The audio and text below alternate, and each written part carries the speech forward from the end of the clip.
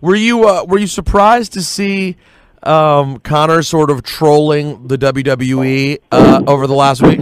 No, not really. I haven't really paid too much attention to it. Obviously, unfortunately, in this day and age, where I get most of my news from is a little lightning bolt button on Twitter. So, Of course. you know,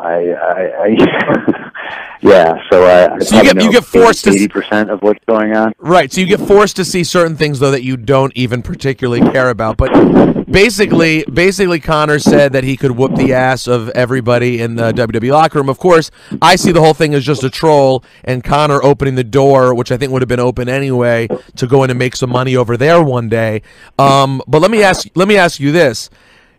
Is there anyone that you can think of off the top of your head in that locker room that you know Conor or anybody else probably wouldn't want it with?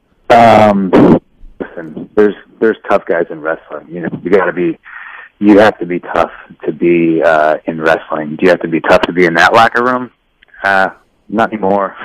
You know, it's a different world, and it's a different business. Not only from when I started, but from when I was there. You know. So I think the thing that shocked me the most about what Conor said was the number of people who work there who responded to him, who should know better. You mean who you felt got kind of worked? I don't feel they got worked. They got worked. I mean, come on, you know, like Ric Flair. Come on, just stop. Just knock it off. You know, like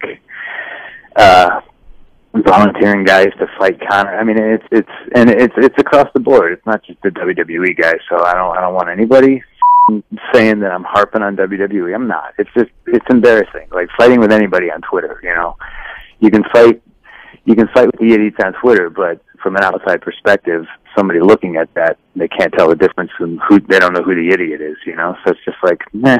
Don't respond. Don't respond. When was the last time you felt you were in a wrestling locker room that was actually a place where you had to be tough? Oh man, I mean WWE for sure, but it's changed over the years. You know, you got to realize when I was there, when I was battling for a spot, the guys on the show were full time Shawn Michaels, Ric Flair, Undertaker, Chris Benoit, Edge. I mean, everybody was like this main event guy, you know. So like, you know, I was the new guy, and I was battling for the spot. Both Hardys were still there. Batista, you know, I'm forgetting like a ton of guys because JBL was old now, right. But JBL, yeah, absolutely. Booker T.